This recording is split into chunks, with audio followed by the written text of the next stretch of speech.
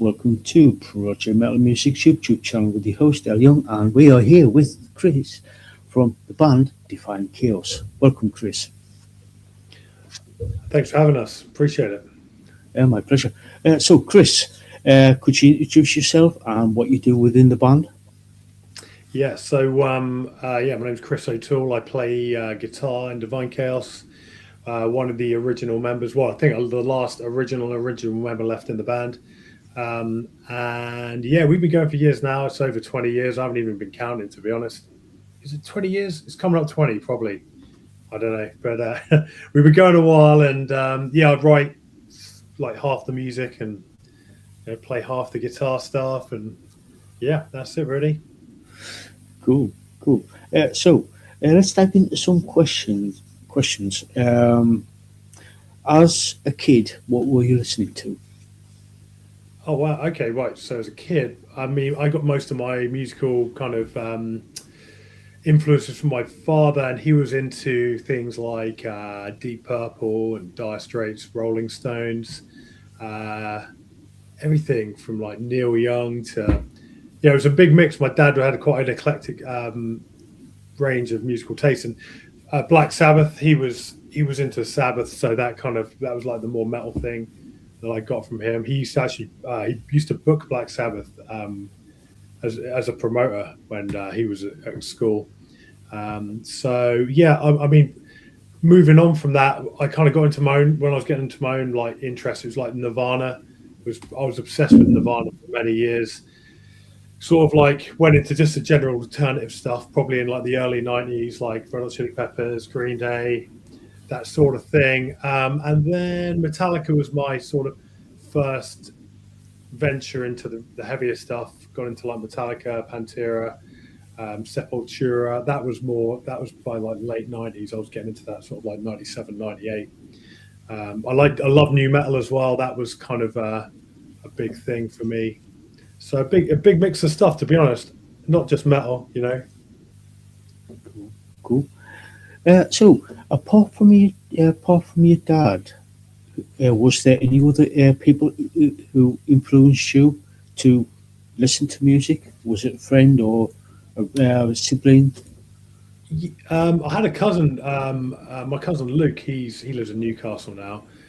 He brought a guitar to our house, and it was his guitar that got me into guitar playing. I guess my friends. It was quite. You would pick a lot up of people. Just your mates would recommend bands, things like that. They would say, check out these guys, and what have you. There was a big community element to listening to music, I think, in those days, because you relied on each other for the material, like for someone to make you a mixtape, to lend you a CD or something like that. Whereas now people are a lot more independent. They'll find it online. But there was for sure friends. I don't think there's any other family members though that really influenced me. Though I would say just friends and my old man. Cool. Out of all the bands that you've listened to over the years, who was your sort of like main influence, or was there several main influences to say, I want to do this, I want to get on stage, I want to perform? Oh yeah, it kind of evolved for sure. Like when obviously initially, like Nirvana was the band that I kind of got into independently. It was the first thing that I sort of like found myself in a way, and that I was kind of following independently. And I was just like, the rawness of it all, and that was a big thing. But I think even before, like I would be watching things like the Old Grey Whistle Test, and Hendrix at Monterey and things like that, and just see these guys performing live, and that was a big inspiration. I remember thinking like, oh, I'm going to do that, but I just felt compelled by it, and just going to big festivals back in the day. I remember going to. Wasn't big deal. Ozfest '98. I remember Ozfest '98. That was a big one. Seeing all the bands there. That was my first festival I went to, and seeing a lot of those bands was quite inspiring. And I was like, oh man, this would be so sick to do. When you see it in the flesh, when you're seeing dudes doing it, they're like playing metal. The crowd's there. You're like, oh man, got to get up there one day. That'd be killer. Yeah. So, I was at Ozfest 98 down in Milton Keynes Bowl. Yeah, it was such a good one. Corn were meant to play, weren't they? But then they didn't. Therapy Yeah, filled their space, I therapy, think. yeah. Yeah, they But I did. mean, that was a lineup though, man. That was like Pantera, I think Slayer, Fear So, Factory, yeah. Sepultura. Sick. Yeah, well, it wasn't, well, might as well have been called Secretary was Soulfly, which was Max Calaveras' band before he got, Was it after he got, Soulfly? Was it? yeah, Yeah, I'm thinking of. I think the next year there was a big day out, wasn't there? And I think Sepultura on that one. I think I'm yeah, getting confused there. Yeah, but yeah, yeah, that was a cool one. Papa Roach, Head Planet Earth. All those early Kerrang bands. Good yeah, time. Good time. yeah. It was a really nice, really good, cool lineup with that one. With like Ozzy and Black Sabbath co-headlining the Yeah, main and he stage. was doing the double duties as well, wasn't he? Which is kind of Yeah, cool because they'll do slightly shorter sets, so you're just getting the hits from both Ozzy and Sabbath. But I think the Milton Keynes Bowl is such a good venue because it obviously slopes up. No matter where you sat, you just got this really good view. Like you were either down and close, or you were up and could see everything. yeah. I People remember like that. what. Yeah, I remember one time. What part of it was getting later on in the night. I think Ozzy was on. Just started. All I could see was people lighting fires and everything, just like sitting, chilling, watching. Yeah, amazing. And Foo Fighters, remember they played the Foos? Yeah, yeah, They had like a middle of the day set, didn't they? It was so yeah, weird, like seeing the Foo Fighters come out and do 30 minutes or something. But yeah. It was. Yeah, it was. That was. I really enjoyed that. Really enjoyed that. That yeah, it was a good gig. one. Good weather. Yeah, Yeah, yeah. I think they said that 80,000 people there. damn. Yeah, yeah. It was busy. It was Yeah, busy. Yeah. yeah. They could have had at least 100,000 there easy. Yeah, I mean, they still obviously use it for various bits, don't they? Because they had those big day outs after that. I don't know if they had another Ozfest. They might have done in two. I remember going there in 2001. Yeah, Again, I think Tool played. I remember Tool playing, and I was still, yeah. No, I'd finished school by then. But yeah, 99 was a good one. I'm pretty sure Metallica played that one. That was the first of the big day outs, wasn't it? yeah. I think so. Yeah, I think so. Yeah. We've got a couple of questions from the chat. Let me see. Jia has asked, what first pulled you into metal, and what did it give you that other genres didn't? I would say for like the metal thing, I definitely was always looking for that harder edge from the music. It was a lot harder to come by in those days. I mean, I'd be getting CDs from like the library and stuff, and you'd just be looking for like the gnarliest covers and things. But I think I remember there's a few moments. Definitely listen to the Black album, particularly the track "Wherever I May Roam." I just remember hearing that kind of a big Egyptian-y sound. There was just like different to all the other stuff you would hear. You'd hear some metal, and it was more like an extension on hard rock, new wave of British heavy metal stuff. Maiden. I mean, I love Maiden, but it wasn't what I was looking for at the time. It was a more kind of darker sounding stuff that I hadn't heard really before that pulled me into it. And I don't know. I feel like I like the energy of it and that kind of dark confidence. It's funny. I think I was always looking for it though. That's the thing. It wasn't like I found it and went, oh wow, what's this? It was like I remember just thinking I'm looking for something, and when I found it, I knew that was it. That was the kind of feeling I got, I think. And I would say in terms of the metal stuff, what it gives you that other genres don't give you. Hmm. I mean, obviously the uniqueness of metal is that kind of freedom to be yourself, and like it's just pushing things to the extreme, isn't it? I don't think musically really it does anything that unique, because all genres are trying to push boundaries and stuff. But I think that kind of extremeness, it's nice to get from metal, and it's nice to find your limit as well. I find with metal, some people are into the really extreme stuff, the death metal stuff, and I do like some of that, but I'm not like a death metal connoisseur. Guys making me listen to Nile and Cryptopsy and stuff like that, and I'm just like, I do appreciate elements of it and parts, but in general, it's just too extreme. It's taking me too far, and I'm sure like what I listen to is way too extreme for some. It's funny when you find that point, that kind of point of extremity. It's good, isn't it? In metal, you can find that point where you're happy to sit. But yeah, it's good times. Mosh pits, there you go. You don't get them in other genres. Yeah, you get mosh pits, like violent mosh pits. Like I'm talking about the kind of Biohazard Fear Factory mosh pits, not the kind of bouncing around rock and roll mosh pits. There we go. We got that. Yeah, not the Exodus mosh pits. Walls of Death mosh pits. Those are the extreme ones. Yeah, for sure, man, for sure. Not that you'd find me in those these days. I've been in one wall of death. Never again. Yeah. Once is enough. It was cool. It was cool when I was a young lad. I could just bounce around, but yeah. So I take a bloody week off now if I do that. So yeah, true. If I did it, I probably need to lie down for a week.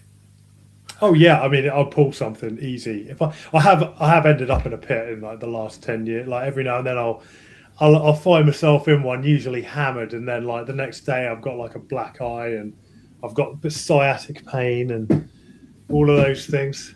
It's terrible stuff. Yeah. Just seen Lisaboo, all the way from Canada. It just says, "I'm too old for mosh pits now." We need to get like an over 50s mosh pit thing going on. I reckon. Yeah. We need we need to start sectioning off the pits. Like over 50s. What are they playing now? Pickleball. We need like the pickleball version of mosh pits.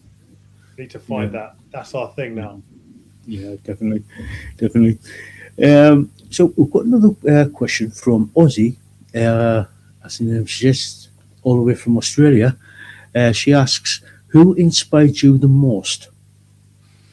Good question. For me personally, it would probably be more like the guitar players.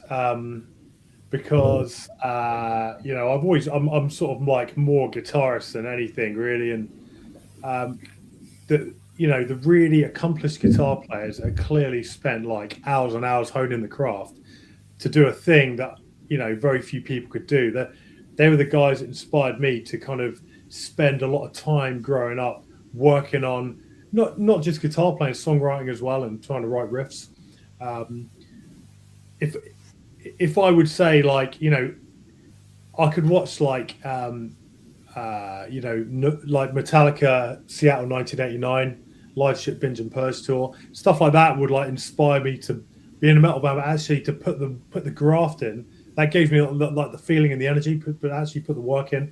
Probably people like Michael Romeo from Symphony X, and guitar players like Alex Skolnick and Dimebag Darrell and Jeff Loomis, all the kind of like shred dudes that were disciplined, and that came across in their music. That would be the inspiration to kind of the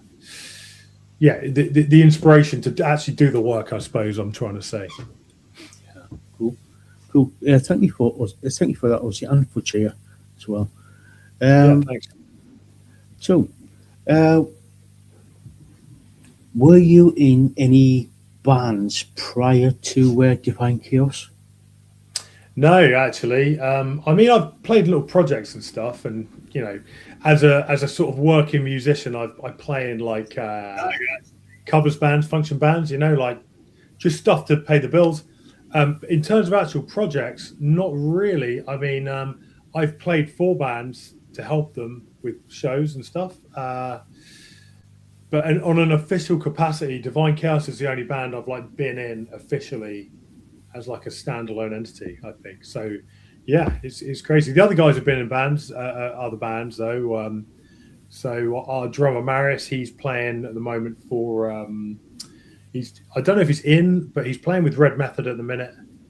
And our bass player Craig, he's played for Wearing Scars, Sacred Mother Tongue, and they also depth for guys as well. It's good stuff. Cool, cool. So, what has the band been up to, especially in the last 12 months or so? Yeah, well, 12 months have been a little bit quiet, but we have, we finally got the album release underway. So basically, we've had our mixes back we recorded with Scott Aikens again, the producer we normally go with, and we got our mixes done with a different dude this time called Chris Clancy. So he did a great job on those. We got those, and we've just put a release plan together, put a few singles out. We've been doing music videos with the guy Jack McGuire, and we've done some lyric videos as well with Scott Rudd. So we've basically just been kind of slowly putting that stuff out. We're going to be releasing the third single this week, so keep your eyes peeled for that one. And then we've got the final single plus the full album release coming at the end of March. So just kind of getting back on the horse, really. It's I think the last tour we did a couple of years ago now. So I mean, we played shows and stuff, but just getting things together, just making sure the boxes are ticked, getting the album promo sorted, and things like that. To be honest, getting back on people's radar, because when you take a bit of time out to do an album, there's a billion other bands doing stuff that then take people's attention, and you got to kind of like snap your fingers and get people back on the project again, the old fans, and hopefully some new ones. Yeah, true. Yeah, it does take a bit of time, especially if you've been working on like a project that takes up a good chunk of your time. Yeah, and you've got to be organised about it now. It's you can't sort of drop it in the hands of a PR company. PR is one side of it, but you sort of you got to think about how you're going to promote it yourself and kind of push it and get it out there. And it's so technology driven now that we're learning all the time how your music is getting promoted. It changes like every 6 months. There'll be a new thing, or you got to push it this way, and you got to look at the trends. I mean, we're not so much about following the trends, but we just try and keep up to date with the typical way of just distributing music and promoting it. Really. Yeah, true. So going back to the singles that you have released and you're going to be releasing, could you tell us a little bit about the singles? Yeah. So the first single we put out was back in, oh man, I can't remember now. So I think it was November. Hate Reactor. That's the name of the album as well. It's the lead single. We just felt that was a good, strong kind of like comeback single, because quite fast paced, and had some good strong hooks in it. It's probably one of the more kind of like sing alongy ones on the album. So we thought we'd get that one out there, and it was a funny story actually. We did a music video for it, and we'd been to this location before, like back in the day, and we're like, oh yeah, we'll use that, because we were looking around for locations and we were struggling. So we'll go to this place, we know it. So we rock up. It's on Google Maps, but since it had been on Google Maps, it had been demolished. So me and the drummer, we've lugged half the drum kits of where it should be, and we're like, where the hell is this frigging building? And turns out it had been knocked down. Drummer's wrecked his brand new Pumas. So then we were sort of like scratch. We nearly gave up. We were like, oh man, maybe we'll just sack it off for today. But we tried a place. We were like, oh, let's get down to this place. It's actually under the 840 bridge near sort of Uxbridge.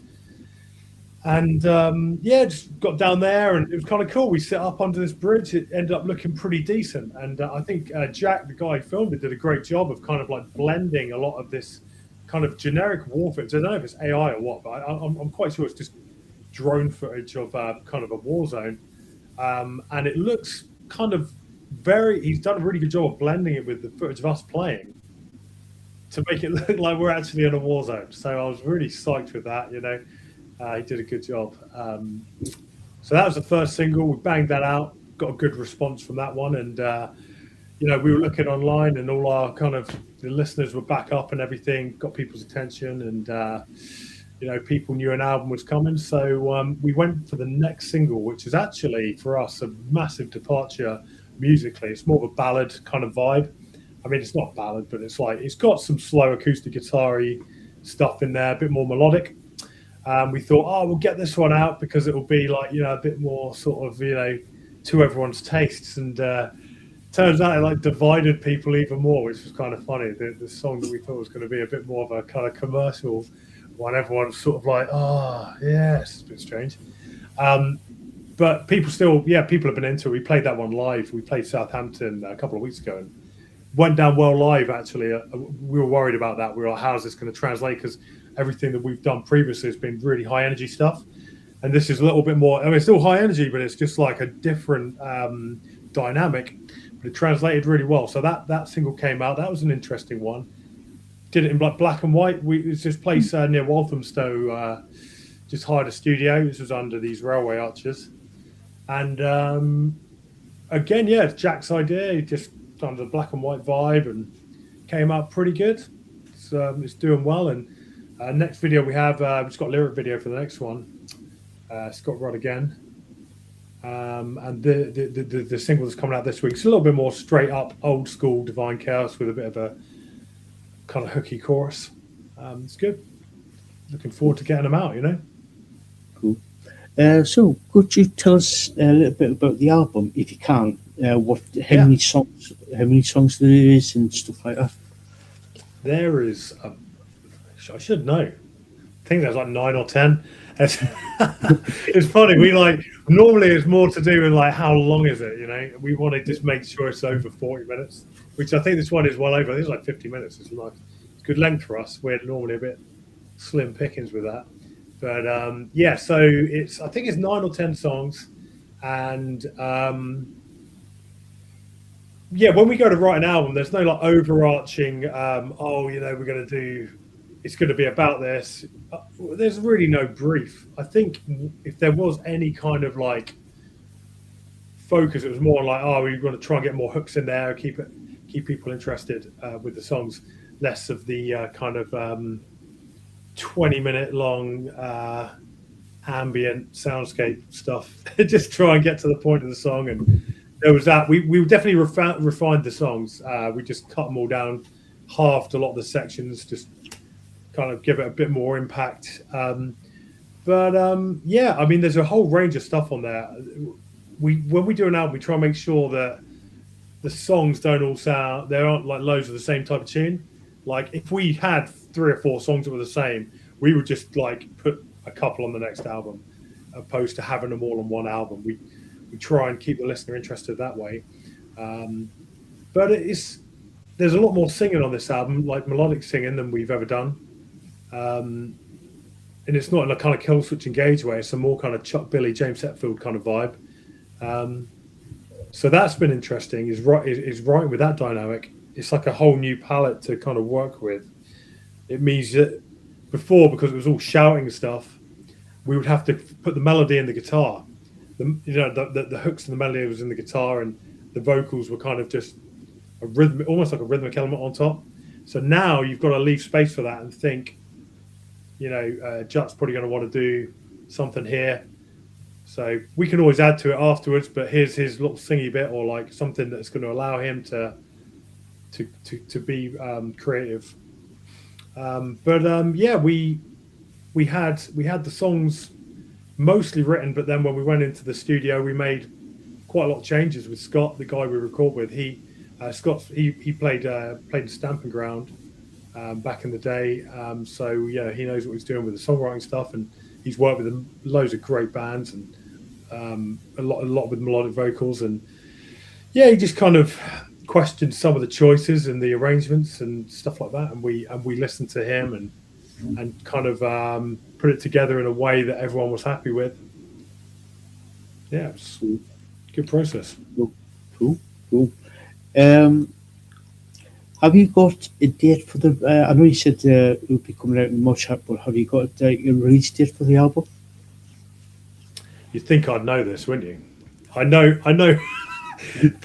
I thought, do you know what? I thought I'd messed up the release date for the thing because I actually upload a lot of the stuff. Let me find it on the email. There's like a release plan. This is look at this. This is Spinal tapping at this. Just Yeah. the release errors of it. It's in our release plan.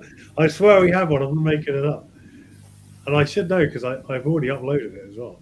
Oh god, it's like 20. It's like 28th of March, I think, something like that. End of Yeah. March. It's late March, basically. So we got like a basically we'll be pushing this next single for like a month, and then yeah, one set. 27th of March. There you go. Oh, I was only one day off. Only one day off there. See. Cool, cool. Yeah, 27th of March. There Yeah, you go. so cool, cool.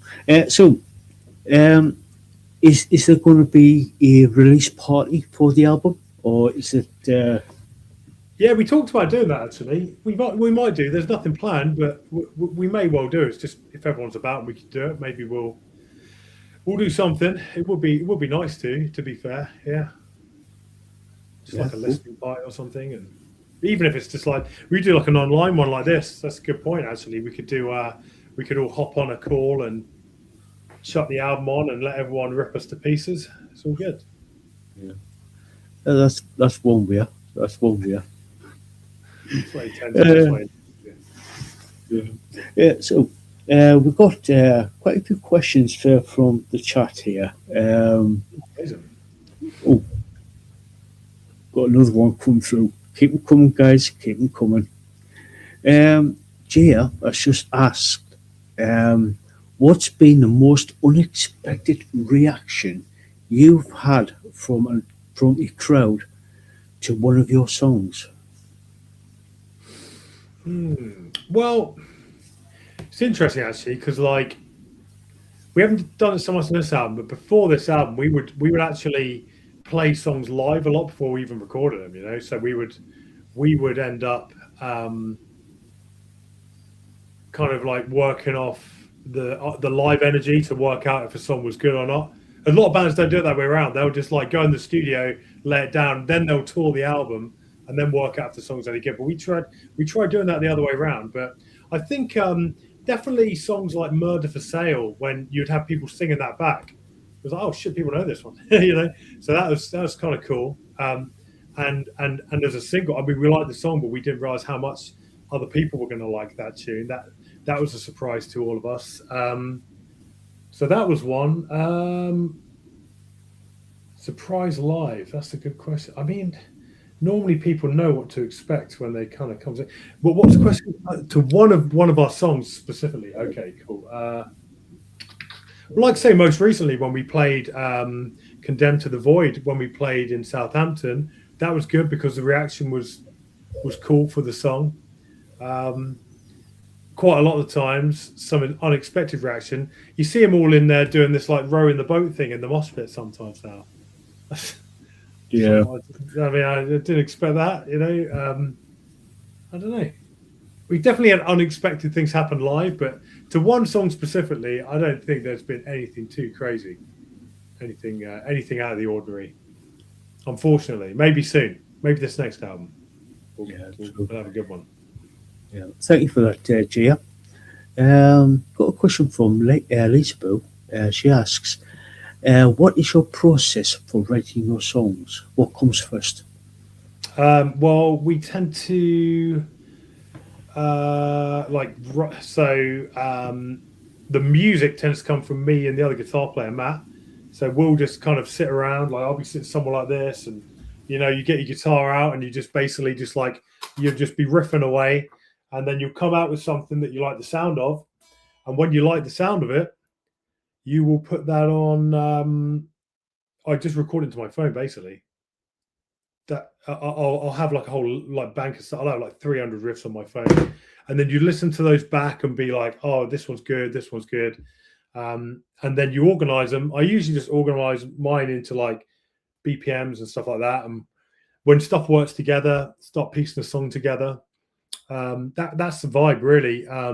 And then we'll have like a skeleton of a song, so it'll be like a verse and a chorus, or like an intro and a verse, or something like that. There'll be bits that go together, and then we'll send them to each other and go, oh, what do you think of that? And sometimes people out be like, oh, I might try this, or oh, it's cool how it is, or whatever.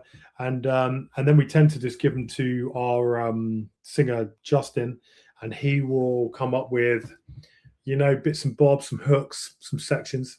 Sometimes stuff you didn't even expect. He'll be singing over a bit, like, oh, I didn't think about vocals there. And we like to get that side of it. It's like, it tends to be someone like writes a song, but then other people put bits in, and quite like it that way, because it allows the song to go in a few different directions, and take on a few different influences and flavors. And I think that's definitely the best way to write. But that's how we do it. And we try not to get too married to the song. We try to like allow for kind of changes and things. But what we'll do is we'll record it ourselves on music software, send it to each other, and have a listen, make decisions, and hit the studio with the the best sort of group of things we have, basically. But we got reams of stuff. We got banks of material still that we're working with, you know. Oh, sorry, Matt. I think the sound's gone. I can't hear you this end. One Yeah. second. Sorry. Sorry about that. Sorry. Thank you for that, Lisa. Got another question from Lisaboo. How did you choose your band? Yeah, we couldn't think of a band name for years, and the band name Divine Chaos actually came from our original singer Ben, and he was in a band. We were doing like a swap. Like, I think our bass player was meant to sing for his band, and he was going to sing for our band, and their band was called Unscarred. And he goes, "Well, we were going to call it Divine Chaos," and we're like, "Oh, well, we'll have that then." You know what I mean? Because that's a cool name. I looked good written down, and it was like, fine, yeah, we'll go with that. And that was it. That was it, really. It was just like, it sort of made sense. But yeah, Ben came up with the name, our original singer. Yeah, Cool. nothing too crazy. But we'd struggled with a name, so it was when he came out with that, it was like instantly, oh, that's a good one. Yeah, we'll have that. That was it. Cool. Don't know what it means. There's another one. There's a band in Australia, right?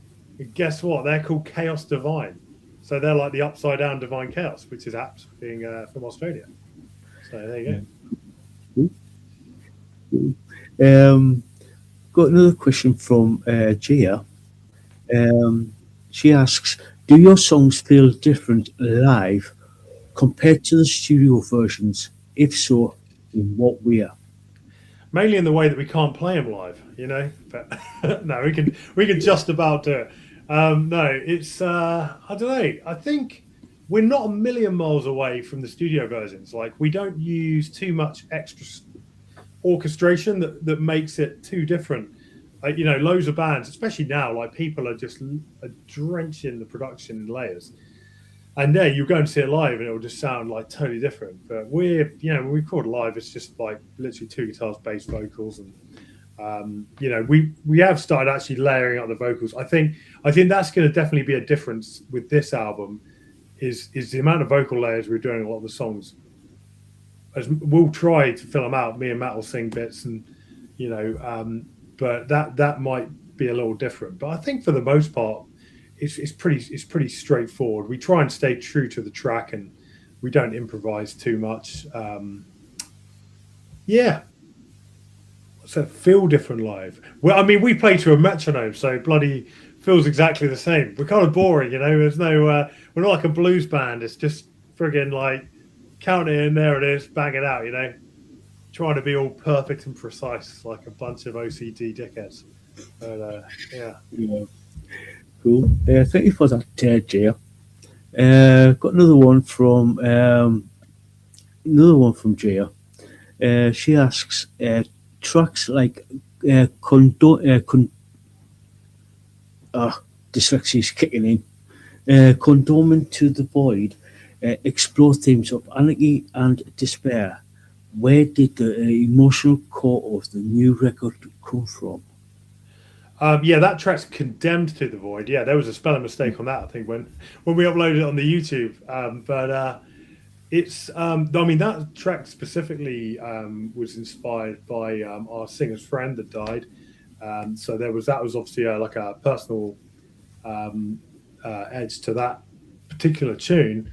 Um, it's a funny one on this album. I think yeah, a lot of it is Jut's lyrics, and to be honest with you, I haven't really kind of like quizzed him too much on specifics because I don't know. I always like it when the song you can sort of attribute your own meaning to the song. To be honest, like not being too literal with it. And I think he's been good in some cases. You know, with a tune like "Condemned to the Void," everyone can just like chuck their own meaning on that, and you know, it means it will mean more to them thinking of their you know their own attachment to some of the themes that are brought in there. Um, but I don't know where the emotional core comes from. I think you know Jut's a bit of a miserable bastard, so that's probably where that comes from. But hmm. I mean, I can only speak to a couple. Funnily enough, a couple of tracks. I wrote the lyrics on two songs. Okay, so I can talk to them specifically. "Blood of the Earth" is one of the tunes, and it was funny when I was writing that song.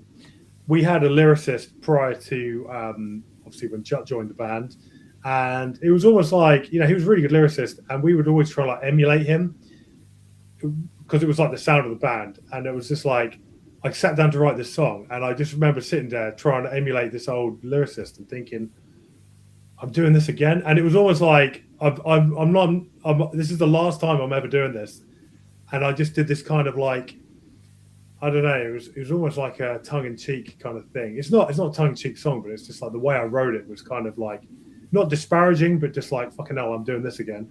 And then the other one, the other song I wrote was a little bit just about you know getting old, mate, getting ancient. We're all a bit long in the tooth now, so it was yeah. That was those are my contributions, but yeah, we've always been able to make people a little bit depressed and sad with our lyrical themes. So I don't know, probably nothing new on this album. Less war theme. We always sing about war. It was like every friggin' album was like singing war this and war that, and now there's other stuff. So I'm glad for that. Thank you for that, Jay. Have you got any plans on releasing any merchandise, such as T-shirts, for the new album? Yeah, we've got. Let me have a look. So we got some bundles on the. So on our website, we've got pre-orders for the bundles, which are it's like an album design T-shirt, and there should be a new T-shirt coming out this week. There's a little bit more kind of you know generic-y Divine Kill style as well. But yeah, we got a bunch of stuff up there. Um, we're trying to think of some sort of new angles, merchandising, things like that, like you know, doing the drum skins with the artwork and just like signed pictures. Like I don't know if you see up there in the top corner there. Is that signed? No, that one's not signed. But when we did the Evil tour, we got a load of those signed, and they sold really well. Literally, like just like a poster in a frame, and you know there'll be bits and pieces like that going out. We'll have things available, and still got a bloody million vinyls left from the last album, so they'll be probably be doing some stuff with that. But yeah, in terms of like this actual album, there's going to be just like the album T-shirt and CD. We may do vinyls. We're just gonna have to see how the pre-sales do on that. And the yeah, the T-shirts. We've got a couple of new T-shirts designs on the way, so they'll all be coming soon. Cool, cool. I was just about to ask, is there any plans on doing vinyl? Yeah, so we got vinyls. It's going to be a case of just you know the pre-orders coming in thick and fast, so we may be getting those printed up. But it's difficult with vinyl, you know. It's you know you've got to have a certain amount to kind of get the pressing done. But we did vinyl for the last album. I think we got those pressed like a year in. But yeah, we like to do it. I mean, it's cool to have a vinyl, man. Like this, some fucking big CDs. Good fun. Yeah.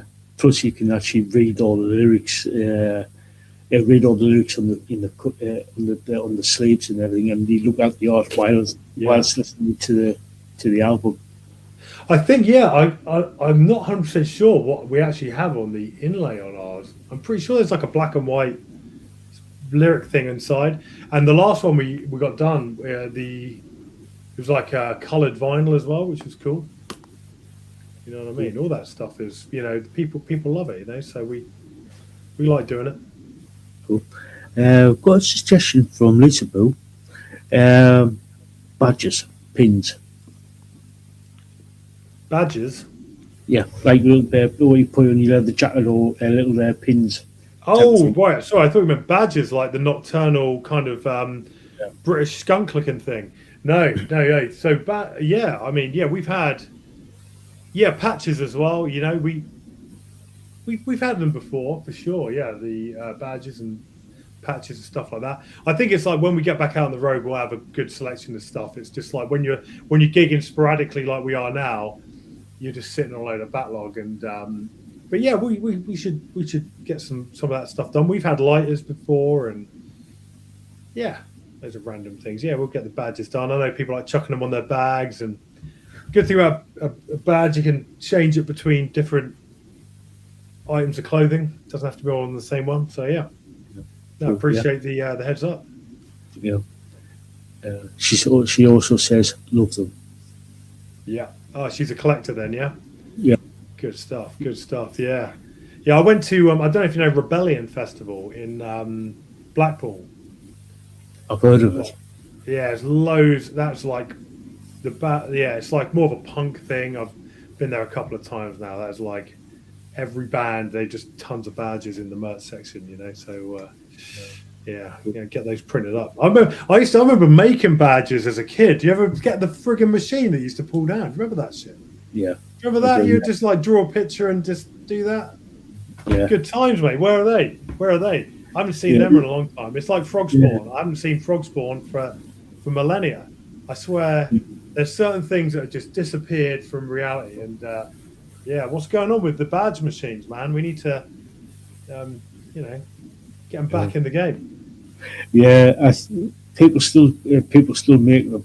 And there's been a couple of people who are following YouTube who actually do like make their own stuff and sell, and they still do it. Oh, sick. Okay, yeah, that's cool, man.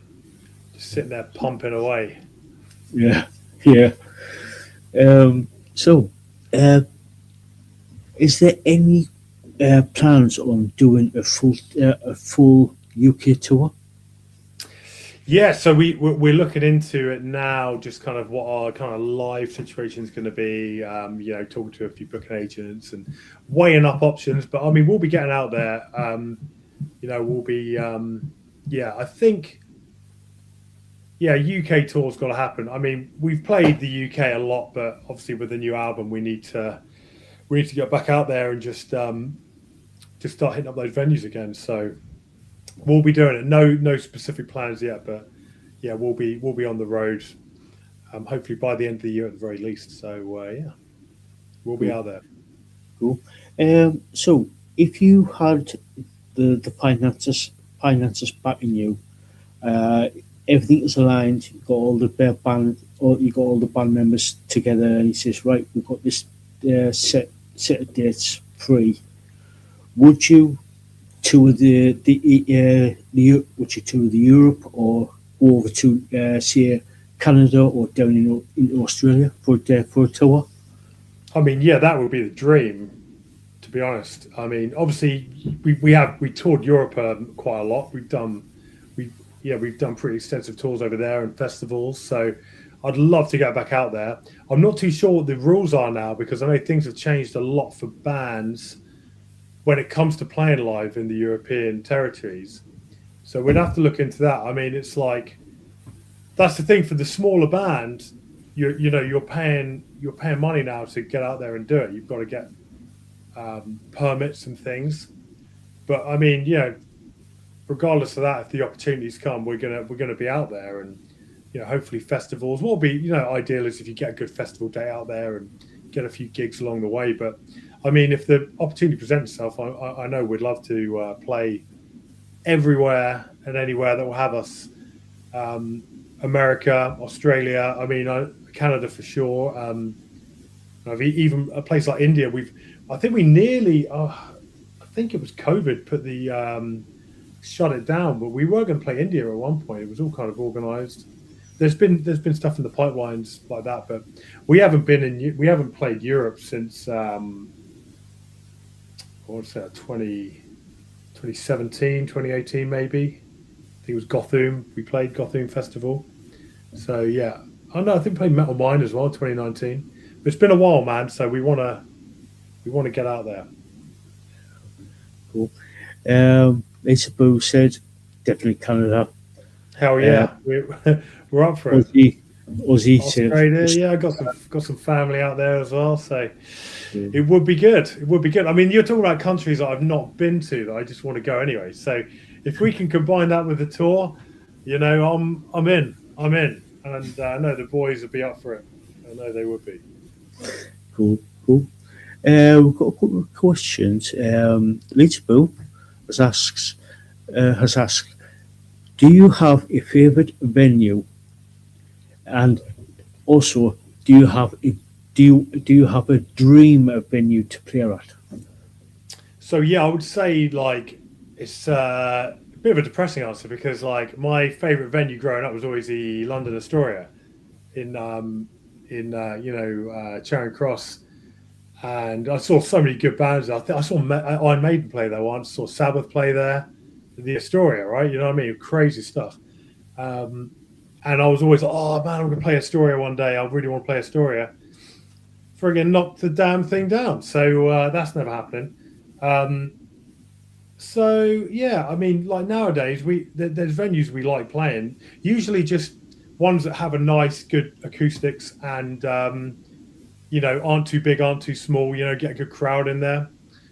Played the Joiners the other day. That's a great venue. But we like playing like Rebellion in Manchester. I don't know if you know that one.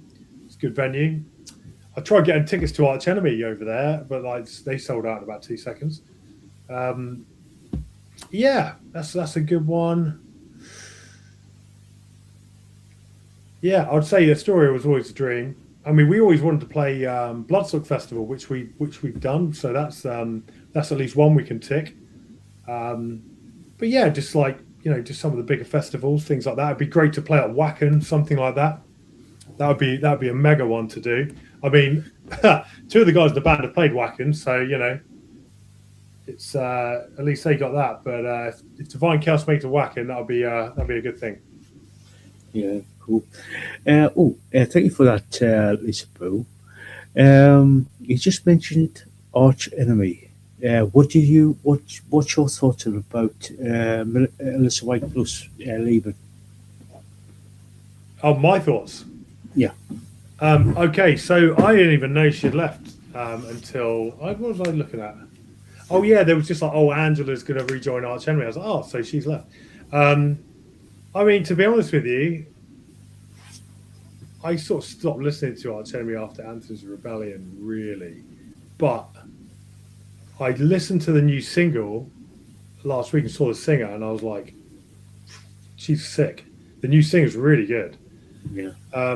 Yeah, I thought Alyssa, she was good enough, but I don't know. She just she had a bit of a cheesy element compared to what Angela had, because I always thought Angela was a bit more raw. I really liked Angela as a singer, and I saw her actually in the White Horse in High Wycombe, in like the smallest pub once, and they were just sick. Yeah, I mean, nothing against Alyssa. She's a great singer and everything, but I like the vibe that Angela brought, and I think the new singer sort of has that. She's got this kind of cool, almost like horror film vibe, and I think it's good for them to have that change. I'd love to see Chris Amott come back personally to the fold when it comes to that. But yeah, I mean, it's one of those things, man. It seems to be a change, a good change. Yeah, with me, I prefer Angela over Alyssa. Yeah, But yeah. I haven't heard the new singer yet, so Have you not heard her? Have you not seen the video? no, I haven't had She's time yet. she's she's sick. Yeah. Someone put in the comments like it feels like she's always been in the band, and she doesn't seem like the new singer. She just fits in really well. She's kind of like got the same look as like Daniela Lanson, the drummer. She's just got that like friggin' like you know, the grudge girl look, but like the metal vibes. So, and she seems like a really good singer as well. So, why did Alyssa leave? Is there like I didn't really look into it too much. I, I could be wrong, but I think she wanted to do her own thing. Yeah, because I did look, and it seems like she's doing a bunch of other collabs, and she's playing like Epica and things like that. So, yeah, Yeah, fair enough, man. I mean, she's played with them for years. Must be slightly restrictive. So, if that's what she wants to do, fair play to her, and I'm sure she'll be fine. yeah, yeah, yeah. So, we've got a question from Ozzy. She asks, "Do you have a dream band you would love to collab with?" Hmm. I mean, obviously, any of the kind of like our big influencers would be great to collaborate with. Um, as Divine Chaos, I mean, we've had collaborations with not we've had like guest musicians, like we had like Josh from Silosis play on a couple albums and things like that. I don't know. I mean, like now Nevermore about together, that'd be a cool collaboration because obviously, like we love their kind of dark sound, the dark sort of Nevermore sound, and that would be a good one. Um, I think it would be. Hmm, it's interesting. No, I can't. None of the modern ones kind of spring to mind, but I mean, all the big ones, Pantera, Testament, stuff that influenced us would be, you know, and like a band like Testament still putting out good albums. That would be cool. Sepultura, that kind of thing. Be great to get what would be like a Roadrunner United. Do you remember that? Remember Roadrunner United? That thing. That'd Yeah, be if there was like a Roadrunner United vibe of just all the cool thrash bands. That'd be pretty sick. Just be getting all like this like Gary Holt and Kerry King and James Hetfield just to like come up with the sickest have a riff off. That's it. Like try and one up the last riff. That'd be sick. I'd like to yeah, see that. yeah, true. Yeah, thank you for that, Ozzy.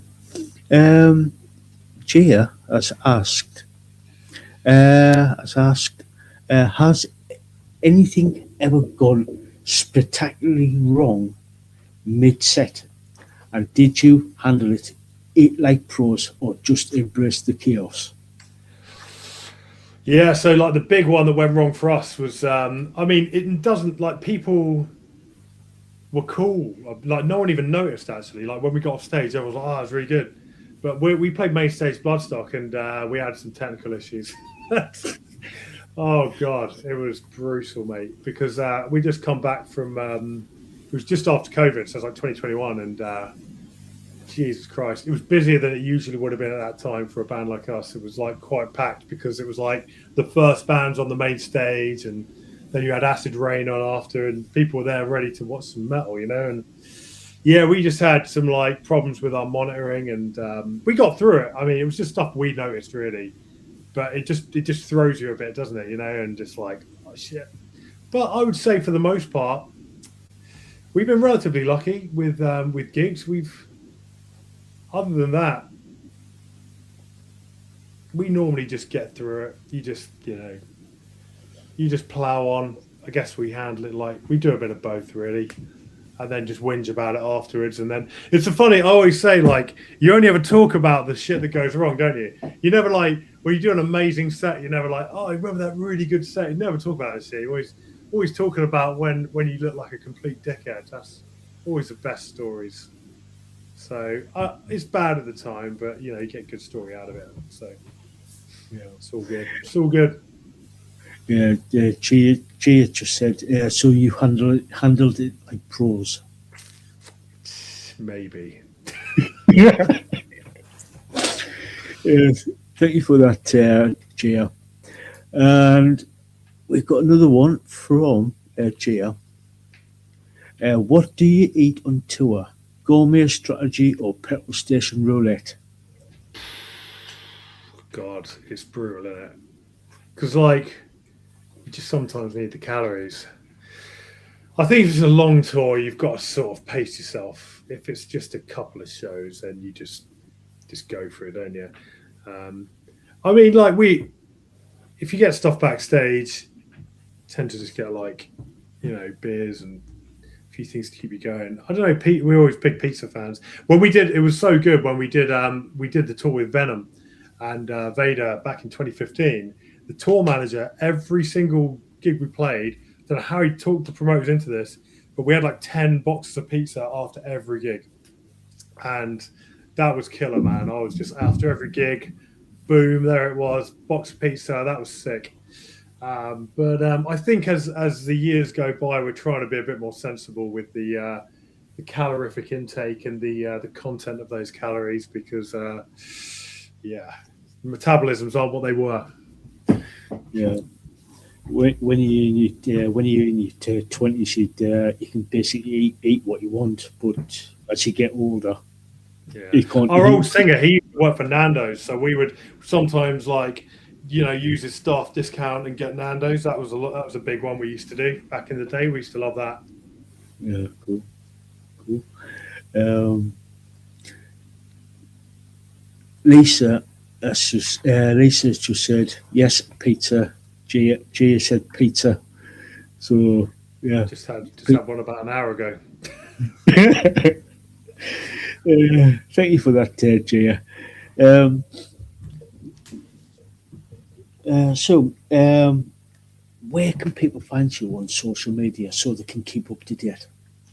Let me have a look. I've got the Instagram here. I think is it Divine Chaos Metal? Divine Chaos Band. There you go. That's our handle. Instagram Divine Chaos Band. There you go. That's one. Oh shit! Fucking. Is that? Have I got screen mirroring on? For fuck's sake! Sorry. Divine Chaos Band on Instagram, and then just look up Divine Chaos on Spotify, not Chaos Divine. And then same on on YouTube as well. All the usual places. You'll tend to find the news more on Instagram. You'll tend to find obviously you got the music everything on Spotify. Merchandise and kind of tour information will be on the website, which is I should just know this Which, stuff. I absolutely suck, don't I? Hound Divine Chaos. you know, Lisaboo beat you to it. DivineChaosMetal.com. There's a scary picture of our singer there. So Divine Chaos Metal, that's got all the bits and bobs on it. It's all over the gaff. You know what I mean? We got shit everywhere.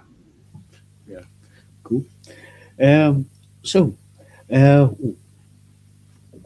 guys in the chat, we're going to be starting to wrap things up. So get your questions in because we're going to be wrapping things up.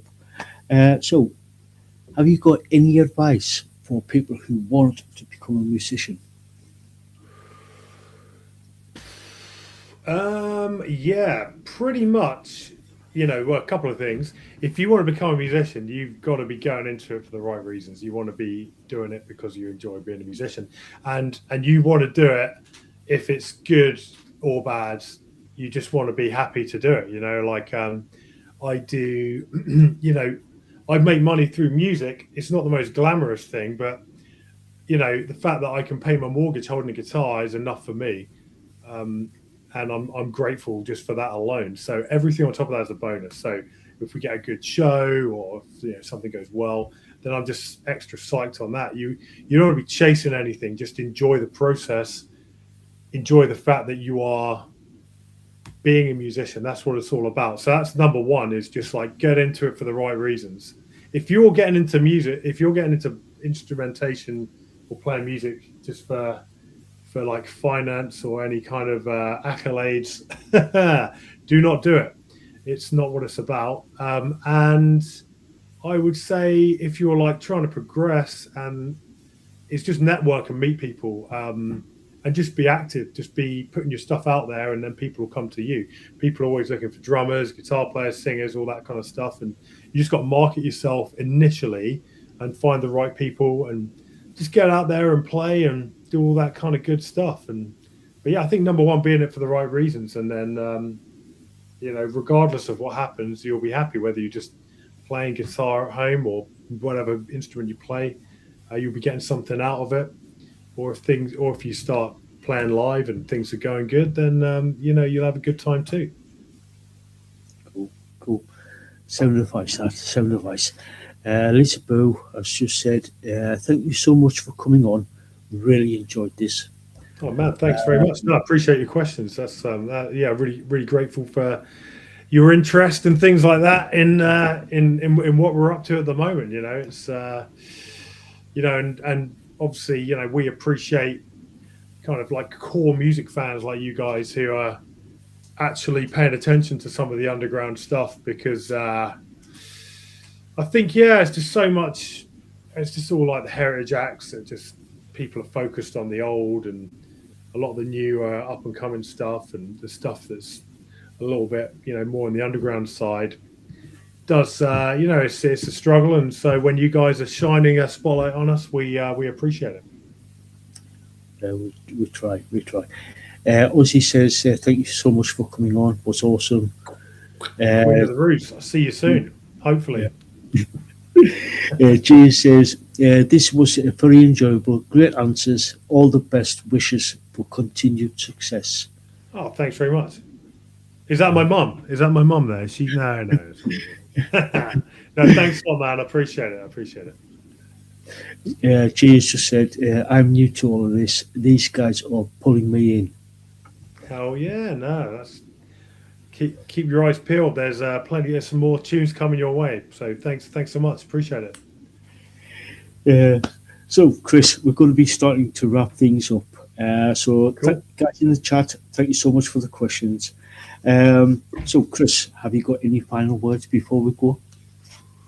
Yeah, just thanks so much for your time, everyone, and for those were some good questions, and just for great comments and stuff. It was a good chat, and hopefully I'll be able to see all of you guys in person at some point, and for sure we'll be getting up to Sunderland and checking out some of those venues you mentioned. I'll drop you an email if you suggest a few more, like if we are piecing together a tour. I'll be sure to keep some of those in mind. So look forward to catching you all and having a beer. Yeah, definitely. Or a pizza. Yeah. So guys in the chat, if you haven't checked out Define Chaos, please do. I'll put all the links down in the description, and the moderators have been posting them out in the chat. So again, Chris, thank you so much for coming on. It's been a total pleasure. Legend. Thanks a lot, man. Anytime. Champion. Yeah. So until next time, guys, we'll catch you all later.